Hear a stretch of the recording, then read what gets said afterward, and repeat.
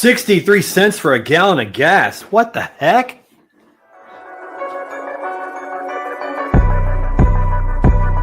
What's up, everybody? Hey, everybody. What's up, everybody? And welcome to another episode of Standing Out.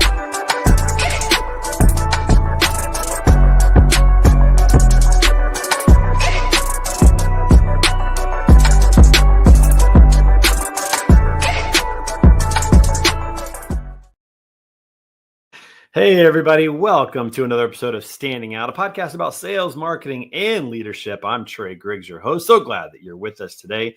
As you can see, Movember is coming in nicely here as we rounded out the month. It still looks pretty good. And by the way, happy Thanksgiving. Hope you all had a wonderful Thanksgiving out there with a lot of turkey, maybe some stuffing, some gravy, and good times with the family.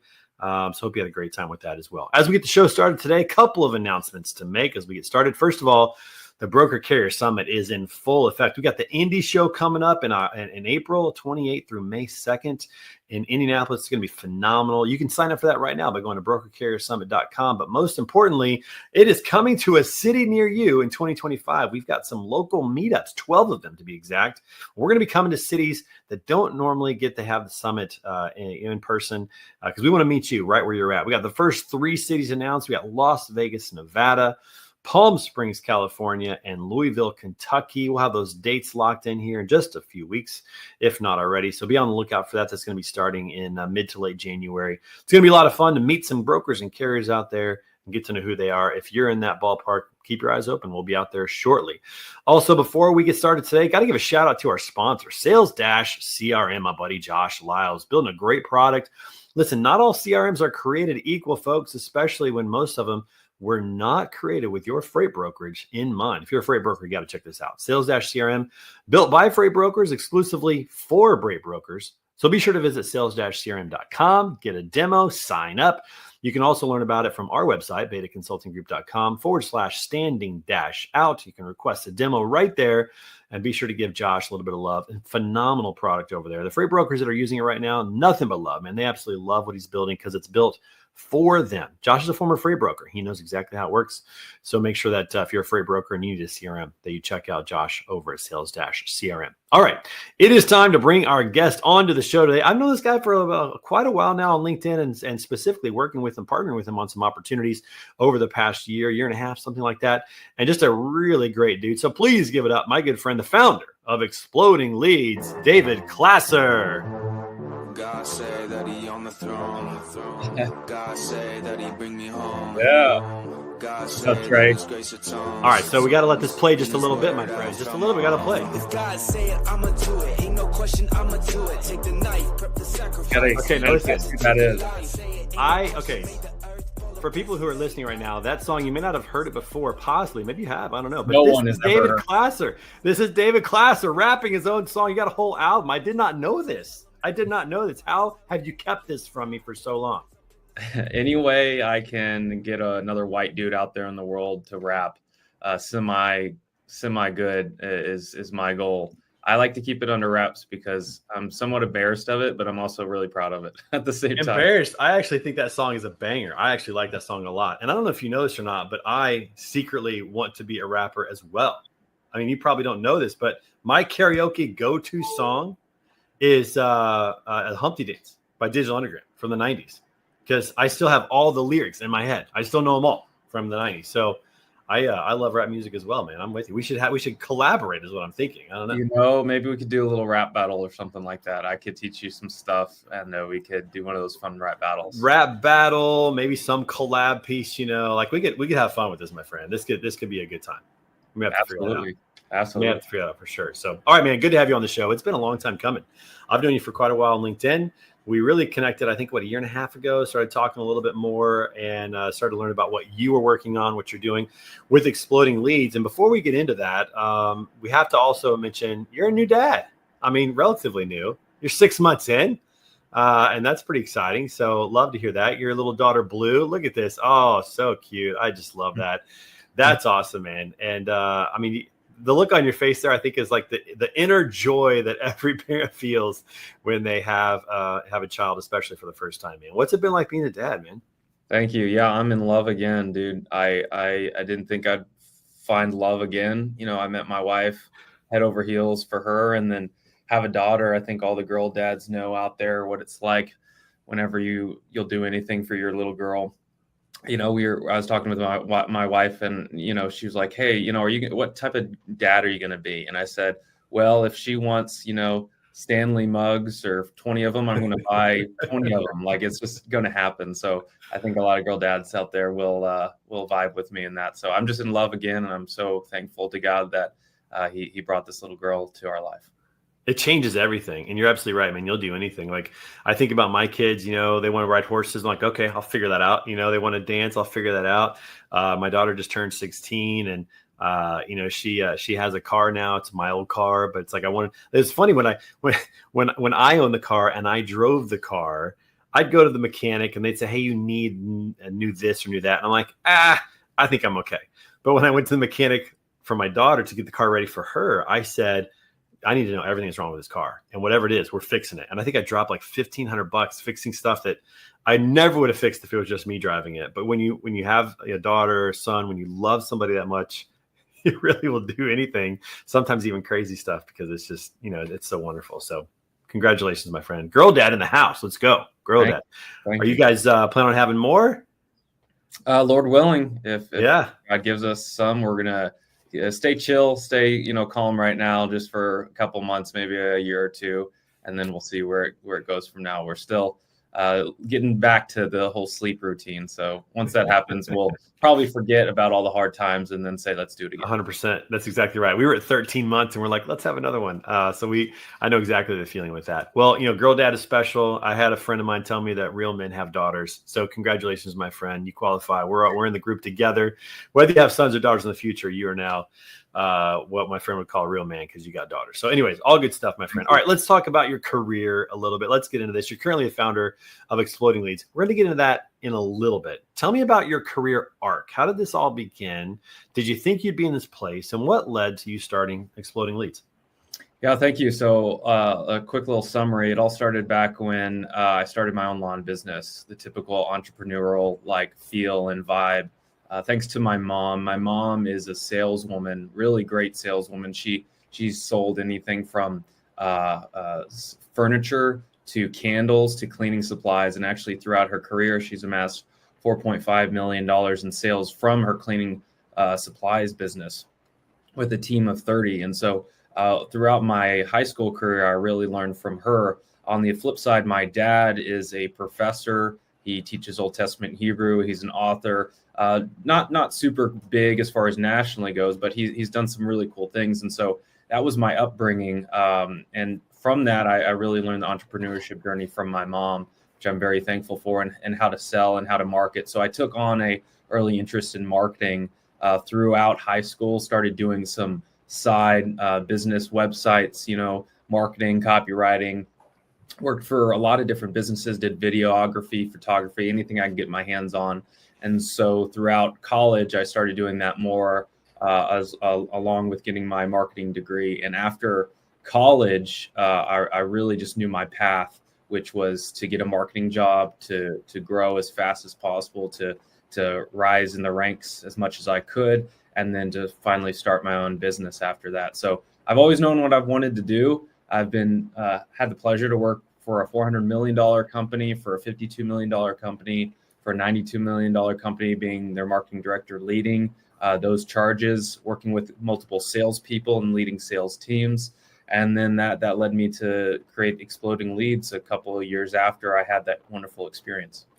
Yeah. And I think that, gosh, I want to go back. It was probably when you were at Linco Supply Chain that we probably first connected. I remember that was a company that I was calling on back in the day, for some different products I was selling throughout the industry. But it's neat to see your journey arc. And I think it was about a year and a half ago that you reached out and said, hey, I'm working on something. What do you think? And we had a conversation, and that conversation led to us talking about email marketing and specifically Exploding Leads. So talk for a moment about Exploding Leads, and let's jump in a little bit and spend our time talking about email marketing.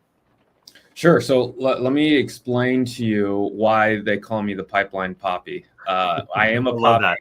That's what my daughter calls me, even though she can't talk yet because she's 6 months old. But my wife calls me Poppy. And so other people call me Pipeline Poppy. So what I love to do is build pipeline for businesses. And matter of fact, it's the number one thing that businesses should focus on is their pipeline health. If they don't have top of funnel pipeline, nothing's going to come downstream, right? And so most businesses, for some reason, actually really struggle to focus on pipeline and prioritize it and actually build it. So I think the reason why most struggle with this, over working with 62 businesses I've done worked with so far, over 21 industries, and I've helped generate 25 million in sales for those businesses. The number one reason I found why they can't build pipeline is businesses don't know how to sell.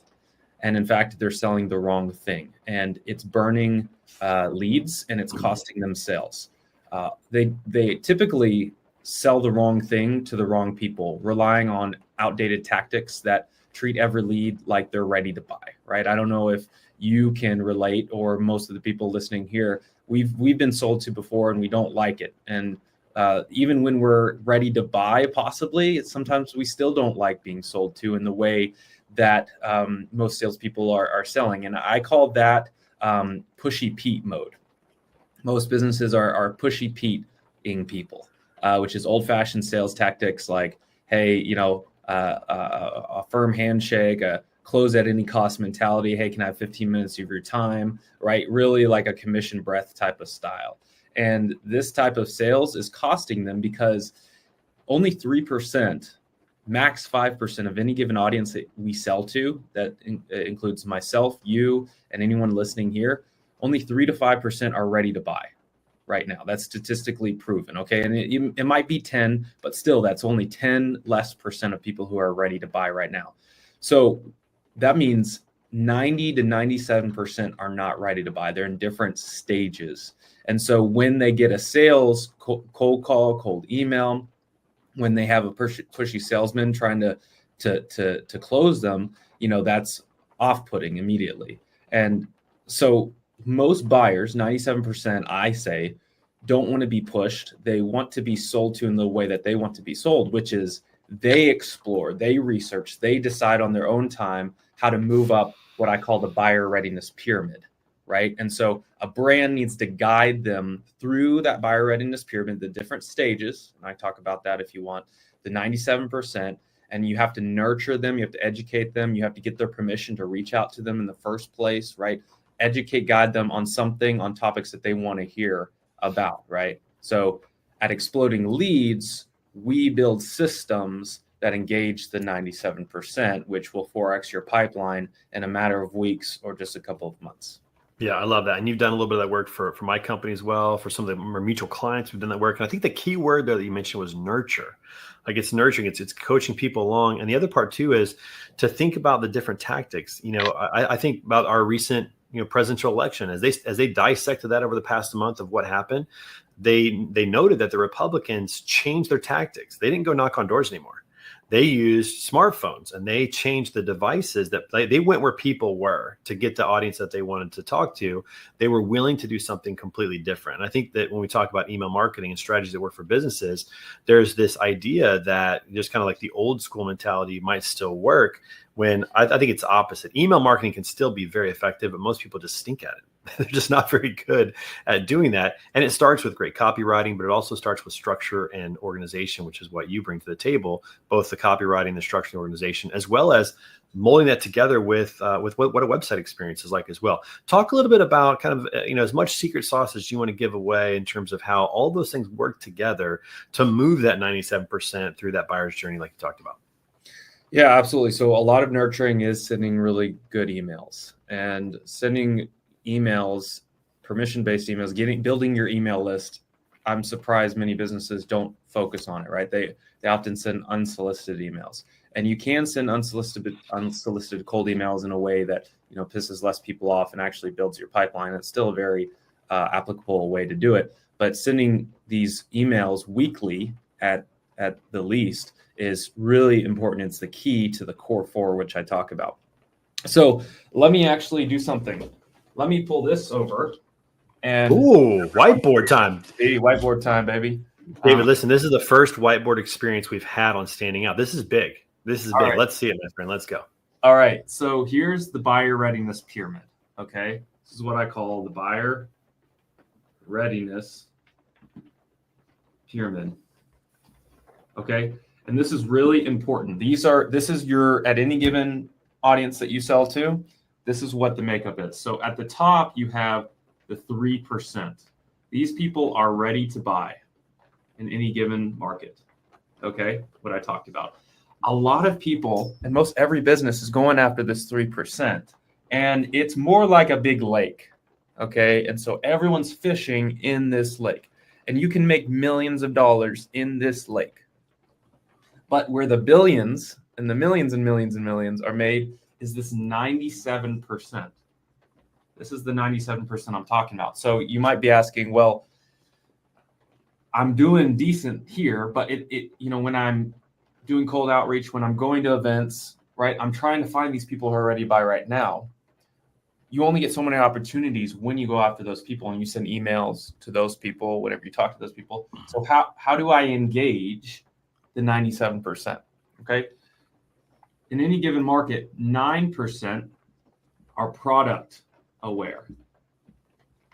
Product aware, they understand your solution. Like you are a product with a couple other products, right? So when you think of marketing software, you've got MailChimp, HubSpot, Wix, Squarespace. Like you understand that there's products to solve XYZ problem. So you're in that stage. You understand that there's specific names of products that will help you solve your problem. Another example is most people feel like they are tired and I have a little belly or like a little fat and they're like, I need to go work out. A certain product is a certain CrossFit gym local to you, meaning it's CrossFit, but it's unique to how they do CrossFit, right? Maybe they mix it up a little bit. Okay. The next stage is 23%. This is solution aware. Solution aware would be CrossFit, like the category of CrossFit or jiu-jitsu or the traditional gym, right? It's a solution. It's a category of how to. So this would be email marketing, right? It's not the product. It's not the, kit.com. It's the solution. And around 23%, give or take, is in that solution aware. The vast majority of people that you need to market to, and this is really important, are in problem aware. Okay. They understand that they have a problem. It's just not important enough to do anything right now. Right. And that's why you hear marketers and salespeople say, agitate the problem, because that will get people to move up to find a solution or quickly a product that will solve that problem. And so most of your audience, 40%, give or take, is right here. So this is the key. And then you have around 25%, something like that, who are in unaware.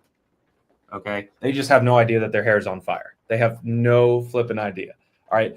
So what I tell brands is, in order to sell to the 97%, focus on the 40% and agitate the problem. Talk about the problem, sell the problem over and over and over again. Where the mistake most brands do is they go right to their product and they talk about how great it is, the features and the benefits. That's right. Yeah. And right. It's like, no, that's not how it works. Right. I got sold at my house, door to door, solar panels. Right. And that's how they came off. Right. Like, hey, we're helping people save money by installing, solar panels. And they went right for their solution, why they're different. And they didn't even know if I had a problem yet. Like, am I overpaying? Is it a big deal? Do I even care if I'm overpaying? They didn't know. They didn't care to ask. And so they're leading with these cold call scripts, these, door-to-door, cold email, that is just completely wrong. Yeah, no, you're absolutely right. And it's, you're so right about that. I've seen way too many salespeople start demos by just talking about their product right away, not even asking questions, not even, trying to figure out what the problem is or highlighting it. And this is why you and I are story brand, people, because that's the big part of story brand is you talk about the problem. The moment you stop talking about the problem, you lose the audience, you lose them. It's the reason why cable news is so popular and news in general, because you don't turn on the news to find out what went well that day. You turn on the news to find out what blew up, and that's what people want to see and want to hear. So I think that is so spot on, man. Let me add to this. So one way, practical way to sell to the 40% okay, or the 97% is offering what StoryBrand and Donald Miller communicates well, which is a lead magnet or a lead generator. Okay. And again, this is something that most businesses do not do. It's offering them something of value in exchange for someone's contact information. So a way that this plays out a lot of times is someone goes to your website, right? The only thing for them to do is to buy something most of the time, right? To learn, it's a sales page. Great. But if we take this proven number in effect, 97%, even if it's 80%, like even if it's wrong, a lot of people coming to your website are not ready to buy right now, but they do want something solved, or they want to be educated. They want to have be enlightened about something. They have many problems. And so what you can do is have a pop-up or something on the homepage where it's like, hey, here's something that we want to give you, a template, a checklist, an assessment that helps you understand where you're at or whatever, a buyer's guide even, and in exchange for your contact information. A lot of brands don't do that. And so they don't know how to engage leads that are coming to their website. And most are just bouncing and never returning this. That's money that you're spending, wasting dollars that are coming to your website and just leaving. Whereas if you just were to do something really simple, A/B test some things, have a pop-up. I know most people don't like pop-ups, but newsflash, it works if you do it right. And if you do that, you could get an extra 20 to 100 leads a month that say, raise their hand and say, yes, I want to hear from you, but also, yes, I want this free resource, this something that's actually going to help me. Not some silly stupid, sales pitch, a white paper, something like that, something of true value. And so that's what I do. Part of what I do is I help you build your email list that way, get qualified leads, and then nurture them through email and make sure that you're reaching out to your audience weekly so you stay in touch. And as they go up the buyer readiness pyramid, you're always there, whether you manufacture it yourself, like you push them towards that, right? Buying now, because you can like ethically hypnotize them to move up the pyramid. Or whenever they're ready, you'll always be there. Yeah. And I'm one of those persons. I hate pop-ups. I hate pop-ups. I don't like them at all. But if it's a good pop-up, meaning it has a good message, a quick message that speaks to a problem that I have, if it touches a nerve on a problem I have, those are the ones that I'll at least consider. And I think that's also part of it too, is you can do all of these things, David, but if you don't have good messaging, then a lot of it falls on deaf ears. You have to be in tune with what your customers not only are feeling, but how they're talking about it, how they're thinking about it, the words that they use, the messaging. It's critical. I always say that great sales and marketing starts with great messaging. And without that, a lot of times it falls on deaf ears. Talk a little bit about that from not only you've got the structure, you've got the system in place. We just talked about that, but the messaging has to meet as well. Talk about that. Yeah, you're a messaging guy too, right? So I'm preaching to the choir here, but messaging is the foundation. I have this saying: if you communicate the right message to the right audience through quality content, you'll win every time. So the right message to the right audience through quality content, you'll win every time. Meaning content could be literally be anything, cold call scripts, it doesn't have to be like, social posts or something weird like that. So whenever you communicate the right message in a simple way, it does wonders. Let me give you an example of a great message that resonates and stands out. Because a lot of times messaging and positioning, I just lump it together. If you want a great positioning book, by the way, you should read Sales Pitch by April Dumford. And then, of course, a good messaging book, StoryBrand by Donald Miller. But what messaging and positioning does is it makes a certain audience realize how important you are in their minds and how differentiated you are in the market. It positions you from your competitors. And from the buyer standpoint, they're different options. So I'm a buyer. I have different options to get XYZ job done, right? I need a job done. And a lot of times I'm in a problem where I understand it's a problem. And so maybe I just don't even do the job, right? I don't even fix the problem. But sometimes when something big happens, then I'm like, okay, I need to fix this problem. So I have a job to be done. And so I need to understand the lay of the land. Okay. So messaging and positioning helps the buyer, your buyers, understand where you are in the market landscape. I call it the battlefront, right? I'm exploding leads. I have a battle plan that I create, strategy for my clients, very, military thing, but it's the battlefront. Where are you in the scope and the landscape for the buyer. Like, so they can, one awesome example is a company that has NASA inspired bed sheets. Okay. NASA inspired bed sheets. Okay. And it's a brand called Miracle Brand. And so that's a unique angle, a differentiator that makes them stand out. And you might be like, what is NASA inspired bed sheets? Well, it's they're sheets made with antibacterial silver that prevents 99% of bacteria growth, right? So that's a unique angle they've taken to build bed sheets of positioning, messaging, and it's really simple, and it goes with the product, but it makes you think, huh, that's fantastic. Their founder actually was NASA employees. They worked on all these different spaceships, and they brought that methodology to how they do bed sheets. I think it's a great case study for positioning and messaging, and it's something as simple as that. You don't have to do necessarily all this big, massive audit strategy audit, but even if it's just something simple like that, that's unique, it makes you stand out in the market of me, a buyer looking for bed sheets. So do I go to Kohl's? Do I go to Amazon, or do I try these guys? And just the clarity is refreshing.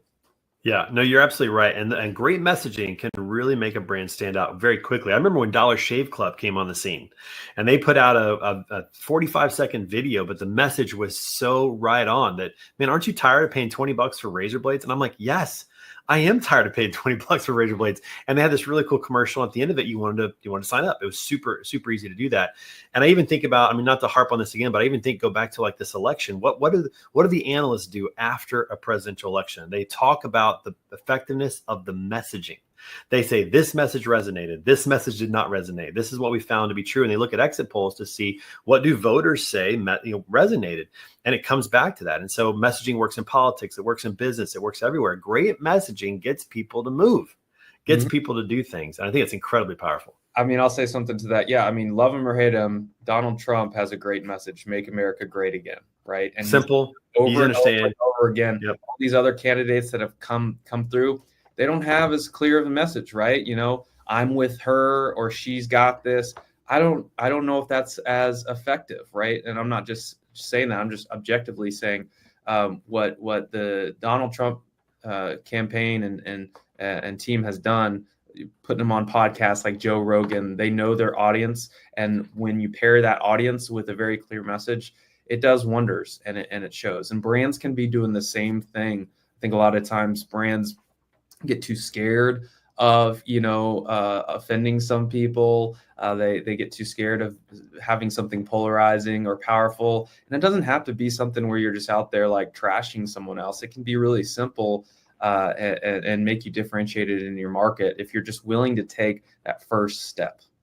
Well, in some of the keynotes and workshops that I've done in the last couple of years, I've used that example of Donald Trump from the 2016 primary. You think about this. He went up against, I think, 10 other Republicans, most of them establishment Republicans or old school Republicans. And if you were to say, hey, what was Jeb Bush's message? You can't remember it. What was Marco Rubio's message? You go through the list of candidates. If you say, what was Donald Trump's message? Everybody knows, make America great again. That was just such a great marketing ploy because it hit home. It resonated with people. It was simple. It was easy to understand. That matters. And it matters in business as well. I think of great brands out there like Nike, just do it. What does that mean? It's all about becoming an athlete and doing it and trying, just being the best athlete you can possibly be. It's simple, but everybody understands what that means. Just do it. Don't sit around anymore. Don't wait. Don't procrastinate. Go out and do something. Like great brands have simple messaging that resonates and works. And again, it's just incredibly powerful. But you're right. I think people they get a little bit afraid of offending and maybe not being as edgy as they could be. And it's tough to do. And I'm guilty of that as too, because I'm kind of a peacemaker myself by nature. I tend to want peace everywhere. And you have to be willing to be a little daring, a little bold, maybe even a little offensive sometimes, a little divisive sometimes, to have a message that really stands out and resonates. It's really powerful in that regard. Yeah, just look at our audiences, right?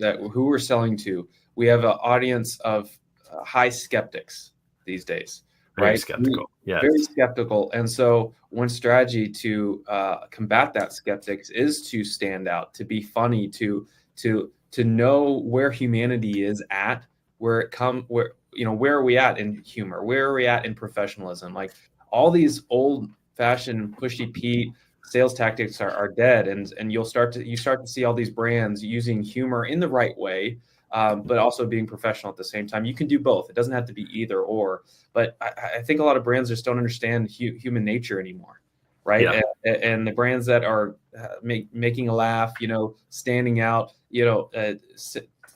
going to a specific audience and saying like, I am for you. The moment you do that, you have to say, I'm against this other specific type of audience, and that's fine because they'll never buy from you anyways. The deeper you dig your hole and plant your flag, the more money you will make, and you will build a tribe, and it's going to make you a lot of money.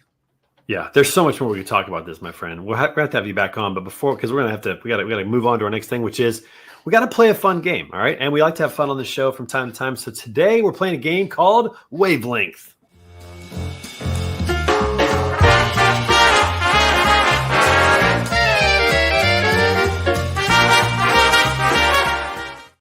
All right, David, listen, this is a team game. We're on the same team here. Here's what we got to do. We're going to get a category and a letter from our producer up on the screen, and we have to try to come up with the same word based upon that information. So it could be like food Z, and then we have to come up with a food that starts with the letter Z and see if it's the same word. We got to be on the same wavelength here.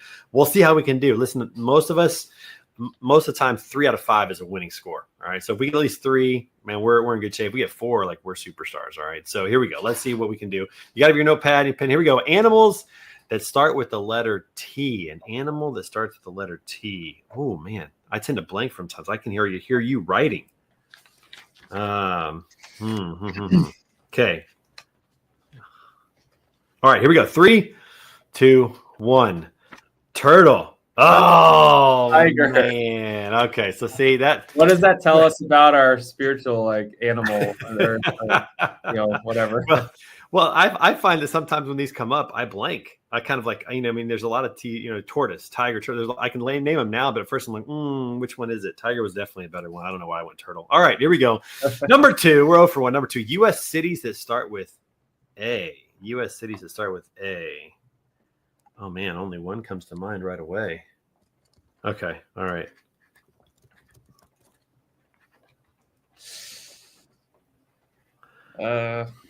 Okay, all right. I don't know about this. Got it. I'm pretty sure I didn't spell it correctly. Here we go. 3, 2, 1. Albuquerque. Atlanta. See, what am I thinking? What am I doing? What am I doing? What am I doing? Thinks of Albuquerque. Who thinks of Albuquerque? But Atlanta didn't pop up in my head. This is a tough game. All right, okay, so we're 0 for 2. We got to get the next 3. Here we go.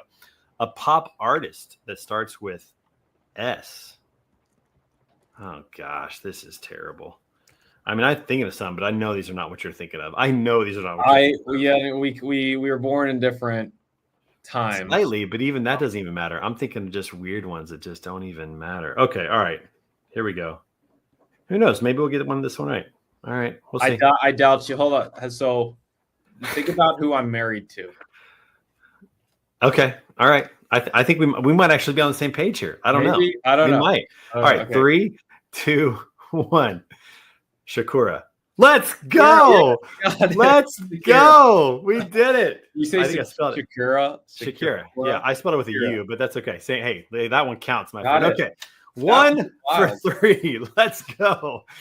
We can't get cities that start with an A, but we got pop stars. All right. Things found at the beach that starts with a K. Oh, it came right into my head. Okay, here we go. Things found at the beach that start with a K. Mm-hmm. Think of the beach. Think of what happens. Think of what the weather's like. Think of it's sometimes windy. Okay, got it. All right, here we go. You ready? 3, 2, 1. Kite. Let's go. Let's go. All right. That's 2 for 4. Here we go. That's 2 for 4. We're going to count that one. All right. Last one. Here we go. Last one. Let's see if we can do this, Dave. We get superheroes that start with a W. Okay. All right. Got it. That one was easy. Well, we'll see if it's easy. All right. Here we go. 3, 2, 1. Wonder Woman. Yes. Let's go. Do it. Let's go. 3 out of 5. Congratulations. Dude, that's big. That was a big comeback, dude, because we were 0 for 2. We were down. We were down and out. And that, my friend, is Wavelength. Thanks for playing. That's a good time. All right. Also, we like to have a little fun with a random question of the day. Now, David, listen, this is a question that our producer gets to come up with. I haven't seen it. It could be funny. It could be serious. It could be a good question. It could be a dud. I don't know. Let's see. What do we got? The random question today is, what's the most unusual food you've ever tried? Or, it's a two-parter. What is the most unusual food you would try? So what's the most unusual that you have or would try? You know, my wife will laugh at me. She loves food. I am like, food is just kind of necessary evil. I'll just go like, it distracts from the real thing. But no, I do love food, but I'm a little baby when it comes to, I'm a white boy. I'm a baby. My stomach is like not so, like it can't take food. I think the craziest food, which is not even that crazy, is alligator. That was very interesting. Okay. But when I go down south again to Mexico, which we often go down to, and then we're not just talking Cancun. Like my wife is from Mexico. She was born and raised there, came here when she's 15 years old, learned English, all that stuff. I want to try squid. I would prefer that it's actually somewhat alive or like just raw. Interesting. Okay. All right. Very good. Now, I'm with you. I don't try too many wild foods. I remember one time I went to a dinner with some people in Las Vegas one time at a conference, and this meal was like food I'd never even heard of. It was so like all delicacies and stuff. I can't even tell you what it was, but that was weird. But the food that I remember that I tried that I was actually surprised that I liked was when I was down in Colombia, down South America, I tried fried octopus, and that was phenomenal. Like I was actually shocked because I'm not a lobster guy. Lobster to me is too chewy. I like shrimp, but lobster to me is too chewy, and octopus is really close to that. And I thought, I'm not going to like this, but it was less chewy than lobster, and it had a crispy kind of outer shell, how it was cooked. And man, that was, I mean, I would have that. I would have that often if I could. It was really, really good. But I never thought I would like octopus, but I do. I'm a big fan of fried octopus from Colombia, from Medellin. In Colombia. So squid, octopus, kind of the same thing, right? And it is very similar, yeah. I would like to try that. I'm a big Survivor fan. Survivor the show. A lot of times they have squid eyeballs or different. Yeah. I'd like to try it. I've never wanted to like try like cow tongue or even like liver or brain. Some of these other things that people have, especially delicacies. I've never really wanted. Maybe I did try that in Vegas when I was there. Maybe that's what I had. I don't know. It was pretty bad, but I've never been one to want to try some of that stuff. But from a Survivor perspective, you kind of you're in an interesting place. So it's like in theory, you like the idea of eating these crazy foods, but in reality, you're kind of like meat and potatoes, keep it simple kind of guy. Yes, but when I get opportunity, I will do it. Nice. We'll have to report back and let us know how that went. Hey, David, man, so excited for you to be on the show. How can everybody find you, connect with you, and get to know you? Yeah, you can follow me on LinkedIn, David Klasser, or explodingleads.com. And I'm actually releasing a book here in the next couple of months called Exploding Leads that teaches businesses how to sell to the 97% and fill their pipeline. Love it, dude. Well, hey, listen, you're doing a great job of building your own brand and what you're doing with that and the partnerships that we have with some of the clients we work with. It's a pleasure, my friend. I hope you'll come back and see us again real soon. Thank you. All right. See you, buddy. Hey, come back every Tuesday for a great guest like David Klasser right here on Standing Out. Also, a big thanks to our friends over at supplychainswag.com. Listen, your swag matters. What you send out there with your swag indicates a lot about your company. Is it high quality? Is it well designed? Is it actually functional? Will somebody take it with them on vacation? We make it super easy for you to send swag conveniently to customers, whether it be a driver who moves a good load for you, a new employee that comes on board, a customer that hits a milestone. Super simple, super convenient to do that. So go to supplychainswag.com and look for that. Also, shout out to our friends over at Sales-CRM. And until next time, my friends, remember, stop standing still, start standing out. We'll see you soon.